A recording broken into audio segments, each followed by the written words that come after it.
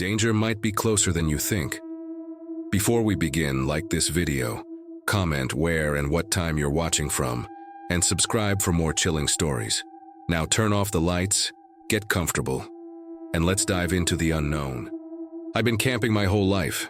Grew up doing it with my dad, then with friends in college, and now, as an adult, it's my go-to way to unwind. I like secluded spots, places where you don't run into other campers. That's why, last fall, my two best friends, Josh and Eric, and I planned a week-long camping trip deep in West Virginia's Monongahela National Forest. We wanted complete isolation. Just us, nature, and a cooler full of beer. The trip was supposed to be perfect. Instead, it's the reason I haven't been camping since. We arrived at the campsite in the late afternoon after a long hike. It was exactly what we were looking for, untouched, no signs of other people. Except, when we reached the clearing, we saw a third tent already there. It wasn't like ours. Ours were new, modern, with rain covers. This one was old, faded blue with frayed edges, like it had been there for a long time. But the strangest part? It was completely zipped up. At first, we figured someone must have set up camp earlier and gone for a hike. But as we started setting up our own tents, I couldn't shake this weird feeling. There was no sign of anyone, no bags, no firewood, no footprints, just the tent, sitting there, waiting. We called out, knocked on the fabric, even shined a flashlight at it as the sun started setting. No response. Josh joked that maybe it was abandoned, but something about it felt wrong. That night we lit a fire, had some drinks, and tried to ignore the fact that we were camping next to something we didn't understand. We even joked about opening it, but none of us actually wanted to. It was an unspoken rule. We weren't going near that thing. Around midnight, we were all pretty buzzed when Eric said, "Did you guys hear that?" We went quiet. And that's when I noticed something. The tent was unzipped. I swear to you, none of us heard it unzip. It had been completely closed all evening, and now the flap hung slightly open, just enough to reveal pure darkness inside. I felt my stomach drop. Josh grabbed his flashlight and shined it toward the tent. Nothing, just an empty entrance, gaping like a mouth. Maybe the wind did it? Eric mumbled, but he didn't sound convinced. There was no wind. The trees were still, the air heavy. We sat there, staring at it, waiting for what, I don't know. I think we were expecting something to step out, but nothing did. Finally, Josh stood up. "Screw this," he said, grabbing a stick from the fire and stepping toward the tent. "Let's just look inside." I didn't want to. Every instinct in me was screaming, "Don't." But before I could stop him, he hooked a finger under the flap and ripped it fully open. The tent was empty. No sleeping bag, no gear, nothing inside at all. Just dirt and the faint smell of mildew. It looked like no one had ever been in there, but that wasn't what made my skin crawl. The weirdest part? The inside of the tent was dry, spotless, like it hadn't been exposed to the elements at all. Josh let out a nervous laugh, muttered something about people ditching old tents, and backed away. None of us knew what to say, so we just sat down again, trying to pretend everything was normal. But something had changed. The night felt heavier. We weren't alone anymore. We tried to brush it off and went to bed a little after 1 a.m., but I couldn't sleep. I lay there listening, every little sound setting my nerves on edge. Then, just as I started to doze off, I heard it, the unmistakable sound of a tent zipper being pulled down. The sound was slow, deliberate, like someone was trying not to be heard but wasn't careful enough. My entire body locked up. I turned toward the noise, my heart pounding so hard I thought it would shake the tent. The only problem? It wasn't my tent that was opening, it was Josh's. I held my breath, straining to hear anything else. A shuffle, a whisper, anything. But there was just silence, the kind that presses against your ears, making the smallest noise feel deafening. Then, suddenly Josh let out a sharp gasp, followed by a frantic zip, zip, zip. He was closing his tent back up as fast as he could. "Josh?" I whispered, my throat tight. No answer. I grabbed my flashlight, unzipped my own tent just a crack, and aimed the beam outside. The third tent, the empty one, was zipped up again, completely closed just like before. But now right outside Josh's tent, in the soft dirt, I saw footprints. Bare, human, leading away from his tent, straight to the third one. Josh didn't say a word until morning. When we finally packed up and started heading back to the main trail, he told us, in a low, shaking voice, "Something came inside my tent last night. He didn't see it. He didn't hear it come in. He only woke up to the feeling of weight next to him, something pressing against his legs like a person lying beside him. When he scrambled to grab his light, it was gone. We never talked about it again. We never figured out where that third tent came from, and none of us will ever go camping again." The sound was slow, deliberate, like someone was trying not to be heard but wasn't careful enough. My entire body locked up. I turned toward the noise, my heart pounding so hard I thought it would shake the tent. The only problem? It wasn't my tent that was opening, it was Josh's. I held my breath, straining to hear anything else. A shuffle, a whisper, anything. But there was just silence, the kind that presses against your ears, making the smallest noise feel deafening. Then suddenly Josh let out a sharp gasp, followed by a frantic zip, zip, zip. He was closing his tent back up as fast as he could. "Josh," I whispered, my throat tight. No answer. I grabbed my flashlight, unzipped my own tent just a crack, and aimed the beam outside. The third tent, the empty one, was zipped up again, completely closed, just like before. But now, right outside Josh's tent in the soft dirt, I saw footprints, bare, human, leading away from his tent, straight to the third one.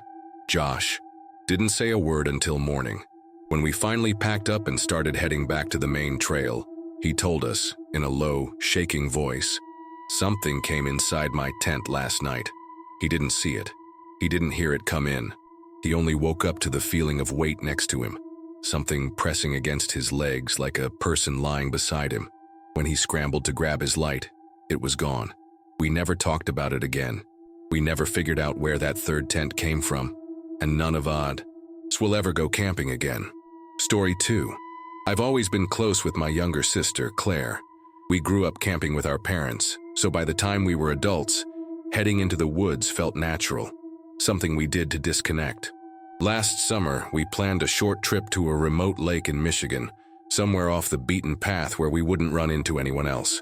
It was supposed to be simple. One night, just the two of us, some beers, and the peaceful quiet of the woods.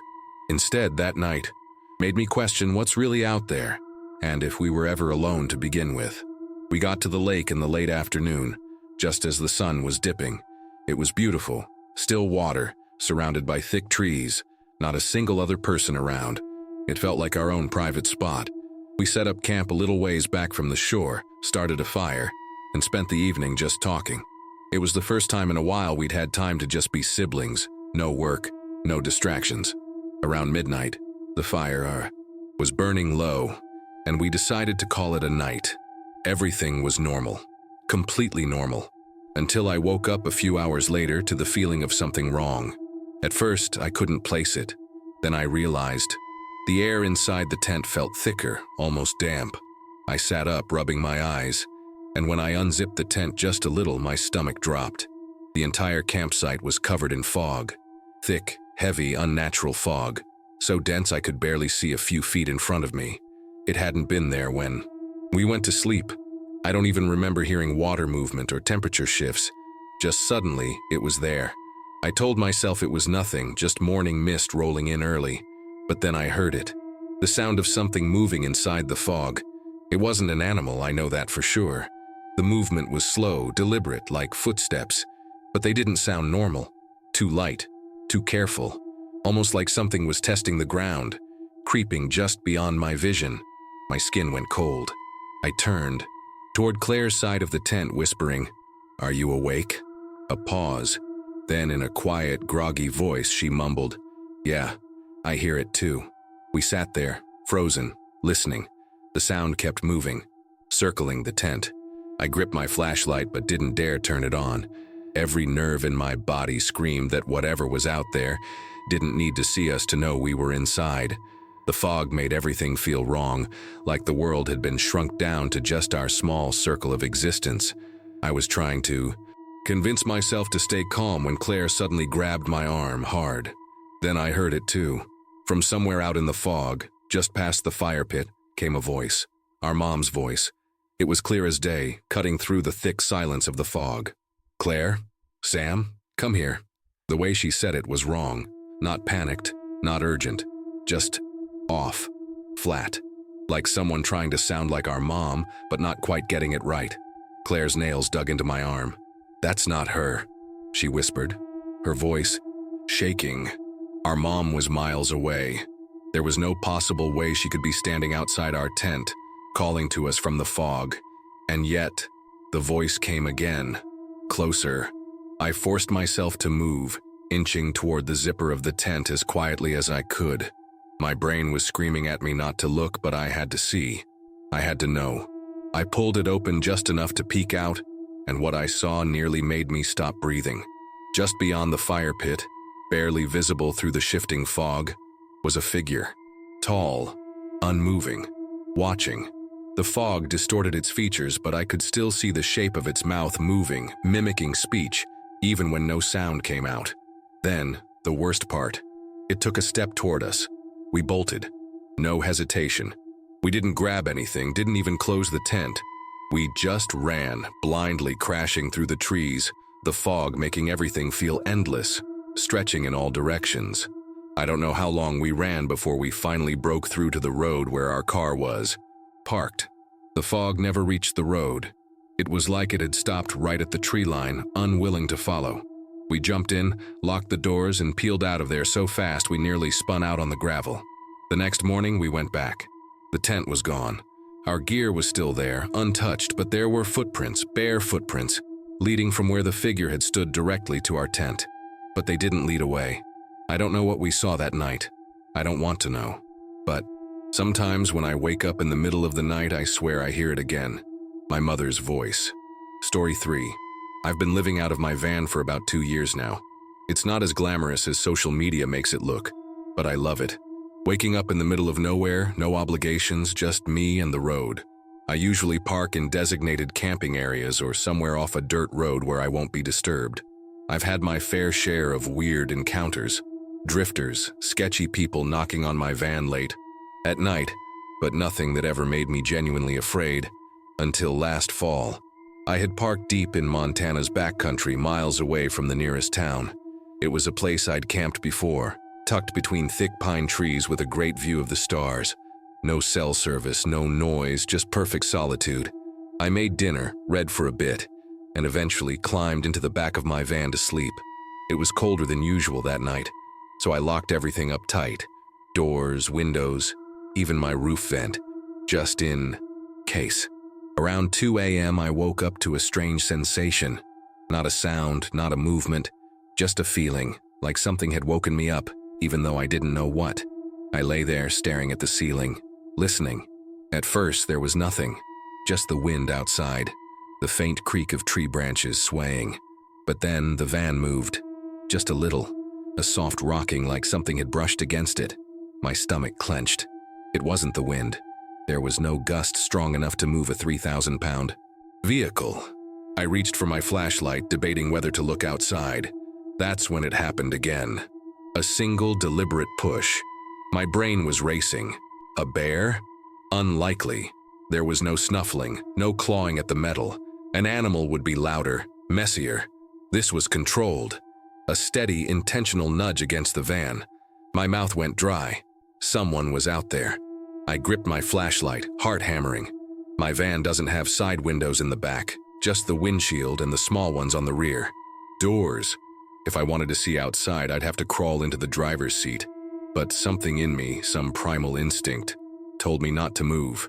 I held my breath, straining to listen. The night was too quiet. No wind, no leaves rustling. Just this heavy, pressing silence. Then a light tap on the glass. Not a knock, not a scratch. A tap, directly against the back window. My stomach turned to ice.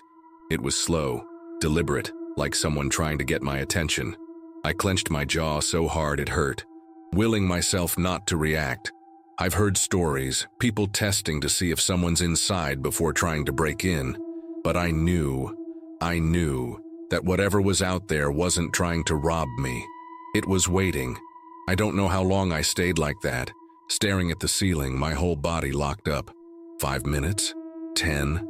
Eventually, the feeling started to fade. The silence outside felt normal again. I told myself I was overreacting, that maybe it was a falling branch or an animal brushing past. But when I finally built up the courage to peek through the windshield, aiming my flashlight at the back of the van, there was a handprint on the window. I went completely still. My chest felt tight, my hands locked around the flashlight. The handprint was massive, larger than any human hand I'd ever seen. The fingers were longer than they should be, stretched unnaturally, and the smudge mark suggested it had been pressed there for a while. I swallowed hard, my breath fogging up the glass. Something had been standing right at my window, watching me. I forced myself to move, scrambling into the driver's seat, locking the doors, even though I knew they were already locked. I turned the key, and the engine roared to life. My headlights cut through the darkness, but there was nothing there. No footprints in the dirt, no movement in the trees. Just the stillness of the forest, as if it had never happened. But I knew it had. And when I flicked my eyes back to the rearview mirror, my blood turned to ice. The handprint was on the inside. I don't remember much after that. I just know I floored it, tearing down the dirt road at full speed, not stopping until I reached the highway. I kept glancing at the mirror, half expecting to see something sitting in the back, but the van was empty. I drove until the sun came up, then pulled into a rest stop, my hands still shaking. The handprint was gone. I don't know what happened that night. I don't know how it got inside, if it was ever inside at all, but I haven't camped alone since. And sometimes when I wake up in the middle of the night, I swear I hear it again. That slow, deliberate tap on the glass. Story 4. I love hiking. Always have. There's something about being deep in the wilderness where there's no cell service, no people, just you and the quiet. But after what happened last summer, I haven't set foot in the woods again. Because that day, I realized something I can't explain. Something that still keeps me up. At night. It was supposed to be a simple weekend camping trip in Alaska. Just me and 3 friends, Danny, Lisa, and Nate. We had a great spot near a lake. Nothing too remote, but far enough that we wouldn't see another soul. On our second day, we decided to explore a little further. We found an old, overgrown path leading into the trees, one that wasn't on any map. It looked unused for years, like nature had almost swallowed it up. But we were feeling adventurous, so we followed it. That was our first mistake. At first, it was just a normal hike. The air was crisp, the trees dense, but nothing unusual. Then, about an hour in, Lisa stopped walking. "Do you hear that?" she asked. We all went quiet. Nothing. No birds, no wind, no rustling leaves. Just dead silence. It was the kind of quiet that presses against your ears, making you hyper-aware of your own breathing. A few minutes earlier, the forest had been full of sound. Now it was like the world had paused. Nate tried to shake it off. "It's probably just this part of the woods," he said. But I could tell he felt it too. That pressure in the air, like we were being watched. We kept walking, though. We didn't want to admit how unsettled we felt. That was our second mistake. Because when we finally turned around to head back, the trail was gone. At first, we thought we'd just missed it. Maybe we'd walked too far and passed the turnoff. But as we retraced our steps, nothing looked familiar. The trees felt denser, the undergrowth thicker, like the forest had shifted around us.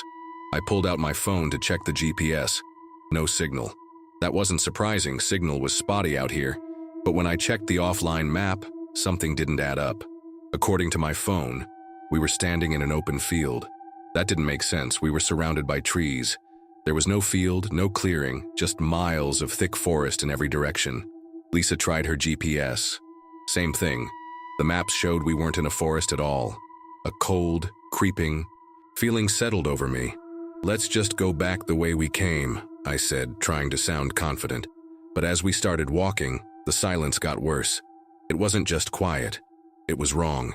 Our footsteps felt muted, swallowed up by the stillness. I kept looking over my shoulder, convinced that if I turned fast enough, I'd see something standing just behind us. Then Danny muttered, "The trees are different." I looked around, and my stomach dropped. He was right. The trees behind us, the ones we had just walked past, weren't the same ones. The thick birch trunks had been replaced with tall, thin pines stretching impossibly high, their branches tangled together like a wall. I spun in a slow circle, my pulse pounding. The entire forest had changed around us. Lisa started breathing fast, her hands shaking. No, this isn't right, we didn't. She stopped mid-sentence, staring past us. Do you see that? We turned. In the distance, barely visible between the trees, was a figure, not moving, just standing there. I don't know how long we stared, frozen in place. It wasn't close, but somehow I knew. If we stayed, it would be. Nate was the first to move. We need to go, now. None of us argued. We turned and ran, crashing through the undergrowth, no idea if we were going the right way. My lungs burned, my legs screamed, but I didn't stop. I didn't even dare look back. Then, just like that, we broke through the trees. 1 second we were lost. The next, we were back at our campsite.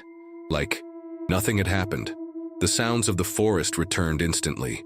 Birds, wind, everything normal. But when I checked my GPS again, I felt sick. It showed we had never left the clearing. We had been standing in the same spot the entire time. We left that night. None of us talked about it on the way home, but we all knew. That forest, whatever it was, didn't want us there. And sometimes, late at night, I wonder, if we had stayed any longer, would we have ever made it back? Story 5. I've been hiking and camping for years, and I've always thought of myself as someone who respects the wilderness. I don't take risks, I follow trails, and I don't buy into the whole "the forest is alive" thing. But last year, in Tillamook Forest, Oregon, I learned that some places, some parts of the woods feel wrong for a reason. And no matter how logical you try to be, there are things out there that don't care what you believe. It was supposed to be a simple overnight trip. Just me, my girlfriend Ava, and our 2 friends, Chris and Matt. We weren't lost, but we had veered slightly off our intended trail by the time we set up camp. It wasn't a big deal. We had GPS and we weren't that far from where we were supposed to be. The clearing we found was dense but quiet, and once the fire was going, it actually felt nice. For a while, it was just the 4 of us, drinking, laughing, trading stories. Then, sometime after sunset, we started hearing the whispers. At first, we thought it was just the wind, soft, distant murmurs weaving through the trees. But after a few minutes, Chris frowned and said, "Does anyone else hear that?" We all went quiet, listening. The whispers weren't coming from one direction. They were circling us. They weren't words exactly, but they weren't random noise either. It felt like a conversation just out of reach. At first, we tried to laugh it off, blaming the wind or maybe even some weird acoustics bouncing through the trees. But the longer we sat there, the harder it became to ignore. The whispers didn't stop. They would fade in and out like someone walking around the perimeter of our camp, just out of sight. Chris stood up and shined his flashlight into the trees. Nothing, just an empty forest. Still, something felt off, like we were being listened to. Ava tried to change the subject, but the mood had shifted. We were all a little uneasy. Eventually, one by one, we crawled into our tents for the night. I don't know what time it was when I woke up, but I knew exactly why I did. The whispers were still there, closer now, clearer. I held my breath, trying to listen, but the second I did, I felt something even worse. Someone in our group was whispering back. It was Matt. In the tent next to mine, I could hear him muttering, his voice too low to make out the words. But the cadence, the pauses, it was the same as the whispers outside, like he was having a conversation. My skin went cold. "Matt?" I whispered, but he didn't answer. The whispering continued, like he didn't even hear me. I stayed frozen, listening. His whispering didn't sound fully conscious, like he was talking in his sleep, but it wasn't random. It was too structured, too much like he was responding to something. I forced myself to whisper his name again, louder this time. "Matt." The whispering stopped immediately. A long silence followed, and then, in the quietest, flatest voice I'd ever heard, Matt mumbled, "They're listening." Every hair on my body stood up. My throat went dry. I could hear Ava shifting in her tent like she was awake too, but too afraid to speak. Then, a noise outside. A low shuffle, like someone adjusting their stance in the dirt. I turned toward the sound, my heartbeat slamming in my ears. Chris's tent was still zipped. Ava's was still zipped. No one had moved. But I could feel it. Someone was standing outside our tents. I don't know how long we laid there, too afraid to move. But eventually the whispers started again. This time they weren't circling us. They were inside our campsite. At the first sign of light, we packed up faster than I thought humanly possible. Matt barely spoke. He looked pale, his eyes sunken, like he hadn't slept at all. When we asked him about what he said in his sleep, he just shook his head. He didn't remember. But as we were leaving, Chris stopped walking. "Guys," he said, his voice tight. He was pointing at a tree. Carved into the bark, deep and rough, were symbols. Ones we had never seen before. Fresh, like they had been made that night. And beneath them, scratched in English, were two words: keep listening. We didn't. We got the hell out of there. I don't know what we walked into that night, and I don't think I want to. But ever since then, sometimes, just on the edge of hearing when it's really late at night, I swear I still hear them. And sometimes I think they're waiting for me to whisper back.